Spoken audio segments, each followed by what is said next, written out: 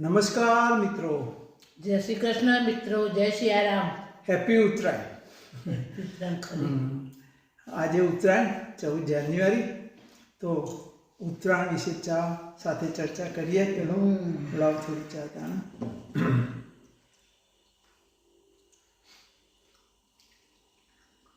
આજે આ સિઝનની ઠંડી વધુ વધુ છો.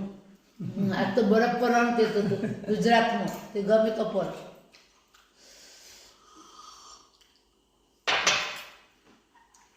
મિત્રો, આજે 14 જાન્યુઆરી અને ઉત્તરાયણ અને આપણી સાંસ્કૃતિક ભાષામાં મકર સંક્રાંતિ. ખાસ તો બધાને ખબર જ છે કે ઉત્તરાયણ શબ્દ તો અત્યાર સુધી આ સિઝનમાં સૂર્ય દક્ષિણ તરફ જતો હતો. હવે આજથી ઉત્તર તરફની એની ગતિ થશે એટલે એનો ઉત્તરાયણ કહેવામાં આવે. અને બીજું કે આ તહેવાર એક તારીખ સાથે કેમ આપણે જોડાયેલો છે. આપણા બધા તહેવારો આપણે તિથિ પ્રમાણે હોય, 11 પૂર્ણિમ, અમાવાસ્ય અને આ તારીખ પ્રમાણે છે. કારણ કે જે સૂર્યની ગતિ છે ને એ આ ઇંગ્લિશ કેલેન્ડર પ્રમાણે છે, જ્યારે આપણી તિથિઓ છે ને એ ચંદ્રની ગતિને આધારે છે. એટલે હવે આ સૂર્યની ગતિ છે એટલે સૂર્યની સાથે આ ઇંગ્લિશ કેલેન્ડર જોડાયેલું છે. એટલે 14 તારીખે જ કમ્પ્લીટ એનું સૂર્યનું ઉત્તર તરફનું પ્રણય થાય માટે ઉત્તરાયણ કહેવાય છે. એટલે 14 તારીખે આવે છે. 14 તારીખે તમો આવે છે, નહીતર આપણે તિથિ પ્રમાણે આવે, પણ 14 તારીખે આવે છે હકીકતમાં તો. અને આ દિવસે ખાસ તો મહત્વ એક તો શિયાળાની સિઝન એટલે ઠંડી હોય એટલે શરીરનું પૌષ્ટિક ખોરાક મળી રહે. એટલે આ પર્વની સાથે સારા સારા ખોરાક, ધારો કે તલ ચીક્કી છે, ઊંધિયું છે, જલેબી છે, જે શરીરને ફૂલ ઉર્જા આપો ને, શરીરને ફૂલ ઉર્જા આપો ને એવા ખોરાકોની સાથે જોડી દીધા.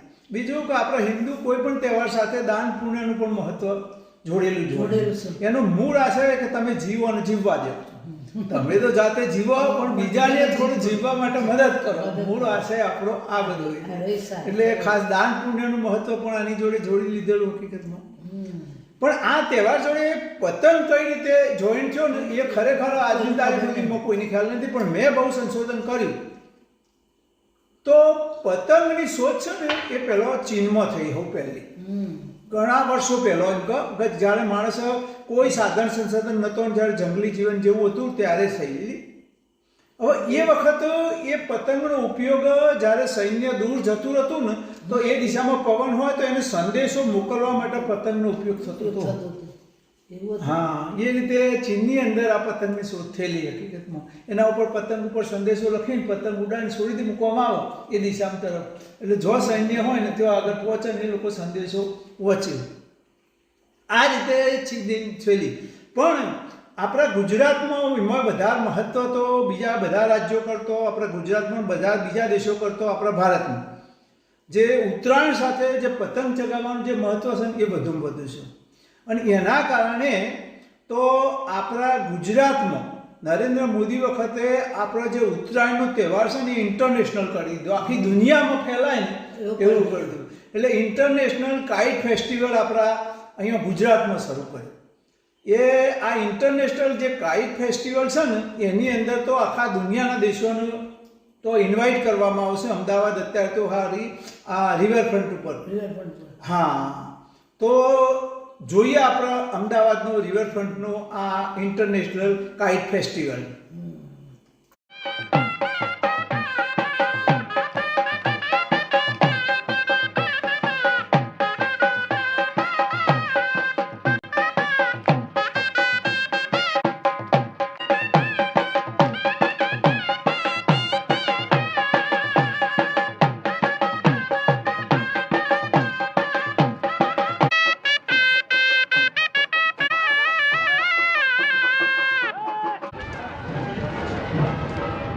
Sir, I think there is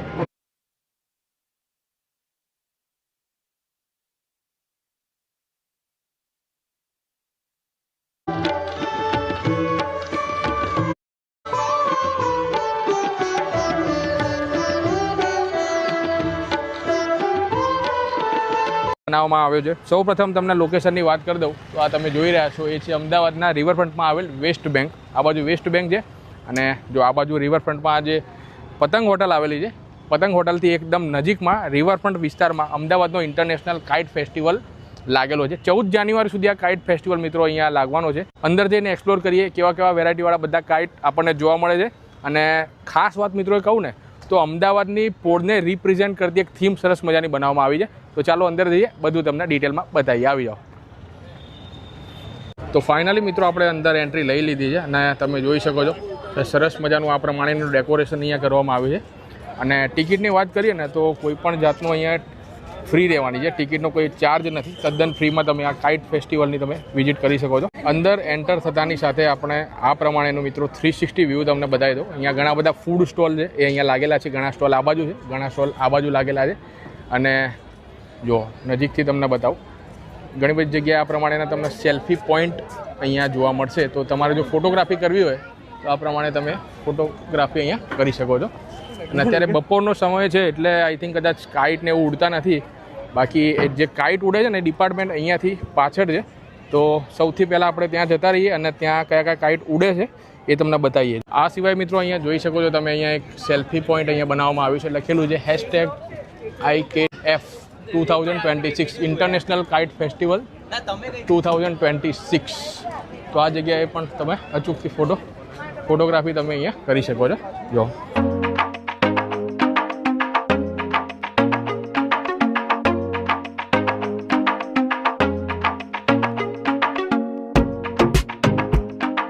waste Bengal, Sikkim, Odisha, Maharashtra, Lakshadweep, Delhi, Karnataka, Bihar એ સિવાય મિત્રો UK, યુક્રેન, USA, થાઈલેન્ડ સિવાય પણ ઘણા બધા કન્ટ્રીના જે કાઇટ પાયલોટ છે ને એ અહીંયા ઉપસ્થિત થયા છે કાઇટ ફેસ્ટિવલને એન્જોય કરવા માટે. અત્યારે બપોરનો સમય છે અને પવન નથી એટલે અત્યારે બધા જોઈ શકો છો કે આ પ્રમાણેનો માહોલ છે. થોડો વેટ આપણે કરીએ છીએ, ત્યારબાદ જે કાઇટ ઉડે એ તમને વિડીયોમાં આગળ બતાવીએ છીએ.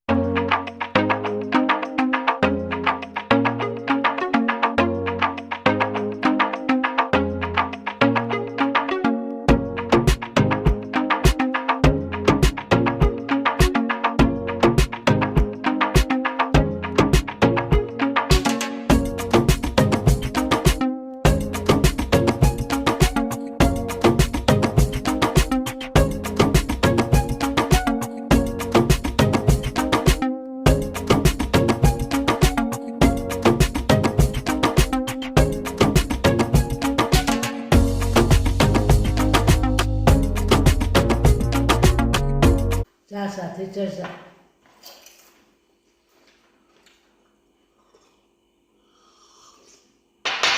જોઈ મિત્રો, આ હતો અમદાવાદનો ઇન્ટરનેશનલ કાઇટ ફેસ્ટિવલ. હવે આપણે તો અહીંયા ગુજરાતમાં તો આ રીતે બધા મનાય છે ને આ ઉત્સવમાં ખાસ તો આપણું શું છે, આપણા કોઈ પણ તહેવાર એક તો ફેમિલી સાથે ઉજવવાનું એક મહત્વ છે. એ સારું છે કે બધા લોકો એક તો ભેગા થાય. બધા કોઈ જો થોડા દૂર રહેતા હોય તો ગામડે પોતાના વતનમાં આવવું, પણ મૂળ આશા એક તો એકબીજાને આખું ફેમિલીની જોડે આપણે જોડાવવું એ પણ આશા, એટલે કે આપણી ભાવના એટલી જોડી રહે. એટલે મૂળ તહેવારોમાં તો એક આ એ મહત્વ છે. ઓમ દરરોજ તમે જુદી જુદી હોય પણ જ્યારે તહેવાર આવો ત્યારે આ એક મહત્વ. અને આ તહેવાર એક તો આ શિયાળાના પાક જે તૈયાર થયા હોય, રાયડો છે અને ઘઉં તૈયાર થયા હોય ને એની જે ખુશી હોય ને એ ખુશી સાથે પણ આ તહેવારને જોડી દીધું છે હકીકત. એટલે આ તહેવારનું આ રીતે ખૂબ મહત્વ વધી ગયું. પણ આપણા ગુજરાતીઓ જે છે ને એ જ્યાં ને એ બધા આપણી સંસ્કૃતિ ને આપણા તહેવારો લેતા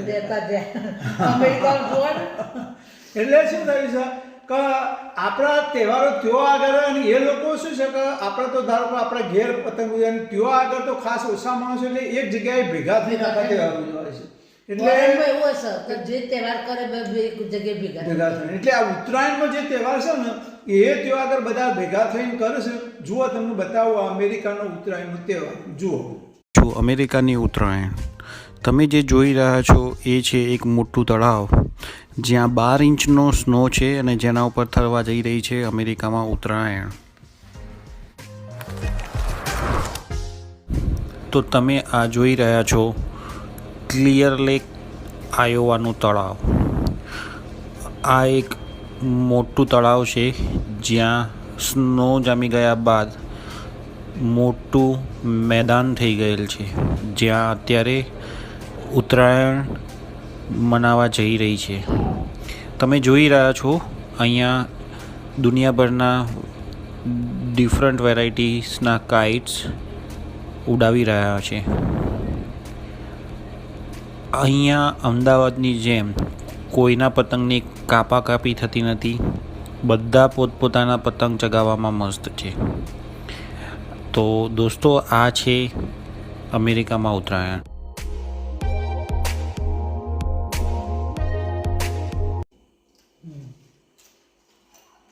ચા સાથે ચર્ચા. જોઈ મિત્રો, અમેરિકામાં આપણા ગુજરાતી લોકો આ રીતે આપણો તહેવાર ઉજવે છે બધા ભેગા થઈને. તો આ ઉત્તરાયણનું ખાસ મહત્વ આ જ પ્રમાણે છે હકીકતમાં. તો એનું દેવી દેવતાઓ સાથે કોઈ કથા જોડે ઉત્તરાયણની કોઈ વાર્તા કે એનું કોઈ મહત્વ નથી એનું. અને એટલા માટે તો શું છે કે કોઈ પણ ધર્મનું જાતિ ભેદભાવ સિવાય બધા જ લોકો આ ઉત્તરાયણની અંદર સામેલ થાય છે. કોઈ ધર્મ કે જાતિ કે ઓલ એન્ડ સોલ બધા જ આ ઉત્તરાયણ જોડે જોઈન થાય. એટલે આ એક એવો તહેવાર છે બધા જ લોકોને ભેગા કરે છે. અને એક તો જાહેર રજા હોય દરેકને આ દિવસે પોતાના કામ ધંધા ઉપર ગણો, ઓફિસમાં ગણો કે વેપારમાં ગણો, પણ રજા રાખીને આ રીતે કહે છે. પણ આ તહેવાર જ્યારે પહેલો આપણે ઉજવતા હતા ત્યારે મજા શું હતી હકીકતમાં. તો કોઈ પણ જગ્યાએ જવું ને અથવા એની જે સફરમાં મજા આવે ને તો એની જે ક્રિયા હોય એમાં જાતે આપણે ઇન્વોલ્વ થઈએ ને. ધારો કે પતંગ દોરી પહેલાં આવતા તો પહેલાં પતંગ લાવતા, દોરી તો કાચી લાવતા, અને ઘેર આવીને પછી એને પકવવામાં તો હું બહુ નાનો હતો ને ત્યારે તો મને ખબર છે કે જે કાચ જુઓ ને કાચે વાટતા, આમ ખોણીમાં કાચે વાટીને પછી ભેગો કરતા. અને પછી હા જોયેલું ખરું આ બધું. અને પછી શું કર્યું, કાચ તૈયાર મળવા મળ્યું. એટલે કાચ અને એની લુદ્દી બનાવીને દોરી ઉપર ઘસવાનો, એટલે પહેલાં દોરી ગયા. એટલે એ જે મજા હતી ને ખરેખર તો એ જાતે ઇન્વોલ્વ થવાની એ મજા હતી. તો બધું રેડીમેડ આવવામાં મળ્યું. બધા બીજું રસોઈમાં ઘરે ખાસ લાડુ થતા ઉત્તરાયણના. ઘરે દરેકના ઘરે ઉત્તરાયણના લાડુ થવા જ બહુ કોઈ ટાઈમ ના હોય તો આગલા દિવસે સોજે બનાવી દે, પણ ઉત્તરાયણના લાડુ થતા હકીકતમાં. તો લાડુમાં જાતે જલેબી. હા, અને ઊંધિયાનો ઇતિહાસ ખરેખર આપણે શું છે જો તમને ખબર હોય તો, આપણે પહેલો જ્યારે તુવેરો પાકતી ને, તુવેરોનું જોરદાર પાકતું હોય એટલે તુવેરોની જે સેગો હોય ને એ વેણી પછી તેઓ આગળ ખેતરમાં એક કુલડી હોય અથવા મોટું માટલું હોય ને એમાં ભરવાની હાલી બરોબર. અને ભરીને એના ઉપર થોડો પોદો ઉપરના નાકા ઉપર પોદો ભરી દેવાનો. પછી ઊંધું પાડીને જો ઘાસ ન હોય ઢગલો થોડો ઘાસ જેવું ભેગું કરી ઊંધું પાડીને પછી એને સળગાવવાનું. એટલે જે ઘાસ સળગે ને અને જે કુલડી કે માટલું ગરમ થાય ને અંદર, અને એની જે તુવેરની શેકોની એની પોતાનું પોણી હોય ને એની વરાળ પણ જે બફાય ને ખરેખર તો એ મજા. હા, અને પછી એના એ શેકો સીધી જ ખાવાની. આવું બધું આ તેલમાં બેલમાં નથી એ વખત તો, પણ મૂળ ઊંધિયું આ તો મેં જાતે અનુભવ કરેલું છે. આ રીતે એટલા માટે ઊંધિયું કહ્યું કે એનું ઊંધું પાડીને. અત્યારે તો સીધા બાફી દેતા છે, બગાડી નાખતા છે, ગમે તે છે, પણ આ ઊંધિયું આતું. અને આજની તારીખમાં તમે સુરત ને વલસાડની વચ્ચે જો ને તો ત્યાં આગળ ઉબાડિયું મળે છે. હા, એ ઉબાડિયું ખરેખર આ રીતે કંઈક બનાવવામાં આવશે. અત્યારે તમને રોડ ઉપર જે ઠેર ઠેર તમને આ ઉબાડિયું મળે, તમને કહ્યું એની પદ્ધતિ કંઈક આ રીતે બનાવવાની છે. તો મિત્રો, આ હતો આપણો ઉત્તરાયણનો તહેવાર. તો આજ તો અમારે ઉત્તરાયણ છે, ચલો જઈશું કલોલ પરિવાર જોડે ઉત્તરાયણ મનાવીશું. તમે તમારા પરિવાર જોડે ઉત્તરાયણ મનાવો. જય સિયારામ. જય શ્રી કૃષ્ણ. જય સિયારામ.